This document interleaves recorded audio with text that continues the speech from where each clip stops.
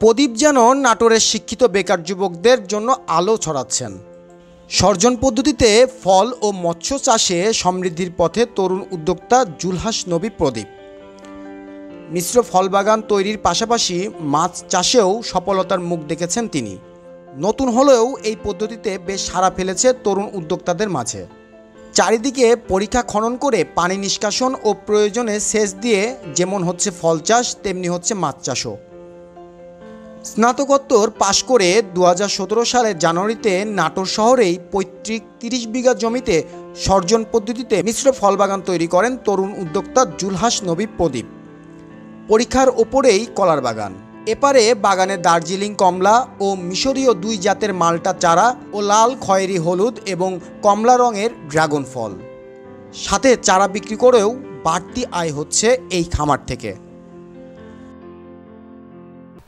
আমি বগুড়া থেকে আসছি। প্রথমে ইউটিউবের মাধ্যমে জানতে পারি এই বাগানের কথা, যে এটা সর্জন পদ্ধতিতে চাষ হচ্ছে। তো এটা চমৎকার একটা পদ্ধতি এসে দেখতে পেলাম। বাগানে খুব ফলগুলো চমৎকার আসছে এবং আমি এসেই টেস্টও করেছি, খুব সুস্বাদু ফল। এবং আমার খুব ইচ্ছা যে এরকম একটা বাগান করার। আমি এই বাগান থেকে খুব অনুপ্রাণিত হয়েছি আর কি। বর্তমানে বিক্রির অপেক্ষায় আছে 20,000 ড্রাগন আর 10,000 মাল্টার চারা। অনেক উদ্যোক্তা এবং শৌখিন ব্যক্তিরা নিয়মিত পরিদর্শনে আসছেন এবং কিনছেন তাদের পছন্দের ফল কিংবা গাছের চারা। নতুন সেচ পদ্ধতিতে আকৃষ্ট করছে অন্য উদ্যোক্তাদেরও। সাথে প্রদীপের খামারে বেকার যুবকদের কর্মসংস্থান হচ্ছে। আমি এখানে অনেকদিন যাবত আছি। এখানে আমি যা টাকা পাই, মানে আমার 6 সদস্য পরিবার আমার সুন্দরভাবে জীবনযাপন চলে এই বাগানে কাজের টাকা দিয়ে।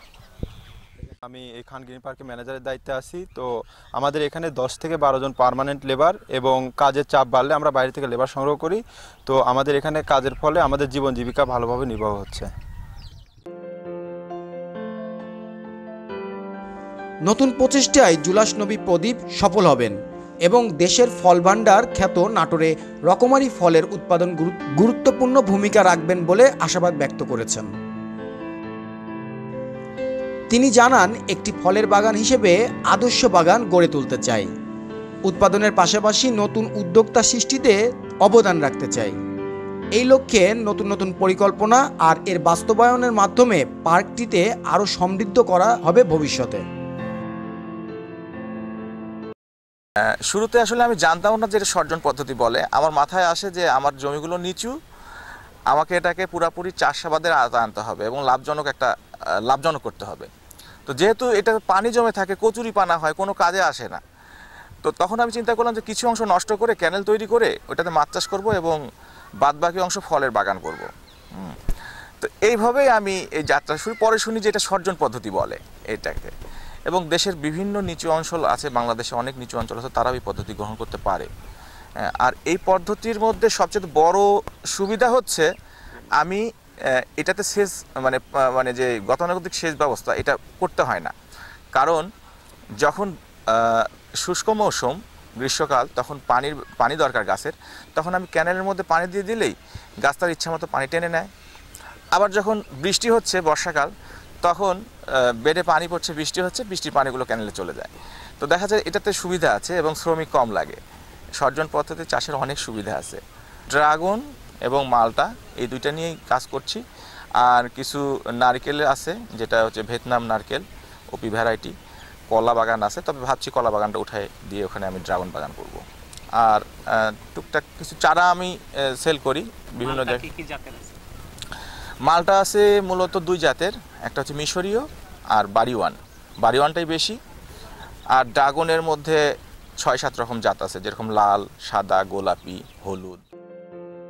নাটোর হর্টিকালচার সেন্টার শুরু থেকে বিভিন্ন ফলের প্রদর্শনী খামার স্থাপন করে প্রয়োজনীয় দিক নির্দেশনা ও প্রযুক্তি সরবরাহ করে যাচ্ছে। আপনারা দেখবেন যে নাটোরে ড্রাগন, মাল্টা, কমলা এবং পেয়ারা অন্যান্য জেলার চেয়ে এখানে উৎপাদন বেশি হচ্ছে এবং অন্যান্য জেলাগুলোতে এখান থেকে রপ্তানি হচ্ছে। এবং নাটোরে আপনি বিভিন্ন অফিস আদালতে দেখবেন যে বিদেশি ফলের কোনো জায়গা নাই, আপ্যায়নের ক্ষেত্রে আমাদের এই দেশি ফলগুলো ব্যবহার হচ্ছে। এবং পার্শ্ববর্তী জেলা বগুড়া, জয়পুরহাট, এগুলো থেকে কৃষি অফিসের মাধ্যমে বিভিন্ন মনিটরিং, এক্সপোজার ভিজিটের মাধ্যমে কৃষকরা এখানে আসে নাটোরের এই কৃষকদের সাথে আমাদের বাগান ভিজিট করে তারা উদ্বুদ্ধ হচ্ছে এবং এখান থেকে চারা নিয়ে যাচ্ছে। আমরা আশা করি অদূর ভবিষ্যতে বাংলাদেশে যে অর্থনীতির একটা বড় অংশ ফল আমদানিতে ব্যয় হয় সেই অংশটা আর দেশের বাইরে যাবে না, আমাদের দেশেই আমরা ফল উৎপাদনের স্বয়ংসম্পূর্ণতা অর্জন করব এবং দেশের লোকের পুষ্টির চাহিদা মিটে আমরা ইনশাল্লাহ দেশের বাইরে আমাদের উৎপাদিত ফল রপ্তানি করতে পারব। প্রদীপের এই সর্জন পদ্ধতির মিশ্র ফল চাষের সফলতা আলো ছড়াবে আরও যুব এবং তরুণ উদ্যোক্তাদের মাঝে, এমনটাই প্রত্যাশা সকলের। Desk report, Bangladesh Reuters, Natore.